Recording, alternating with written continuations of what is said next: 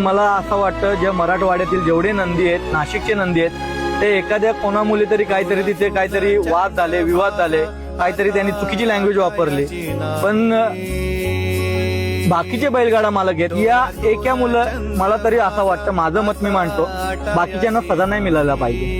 बाकीच्यांना त्या मैदानासाठी जो हिंदकेसरी मैदान आहे, प्रत्येक बैलगाडा मालकाला वाटतं माझा नंदी तिथे पळायला पाहिजे. आता मराठवाड्यातील गोड गरीब शेतकरी त्या 600-700 किलोमीटर 500 किलोमीटर घेऊन त्यांचे नंदी येतात. 2-2 दिवस ते मैदानात राहतात. तेही पण चटणी भाकर खातात.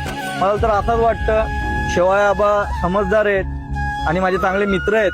कारण की एक मी बैलगाडा मालक म्हणून मी बोलतोय, कारण की मला ही गोष्ट जमली नाही ना पटली नाही.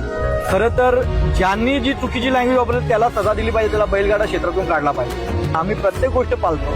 का पाळतो? आपल्या बैलगाडा क्षेत्रावर शिस्त लागावं म्हणून. आणि त्या एकट्या मुले पूर्ण नाशिक जिल्हा, पूर्ण मराठवाडा या सगळ्यांना बंदी घालणे हे मला काही योग्य नाही वाटलं. म्हणून शिवाय आबांनी नक्कीच गोरगरीब शेतकरी आहेत, त्यांना पळायची संधी दिली पाहिजे ना, ती बंदी त्यांच्यावरनं उठवली पाहिजे.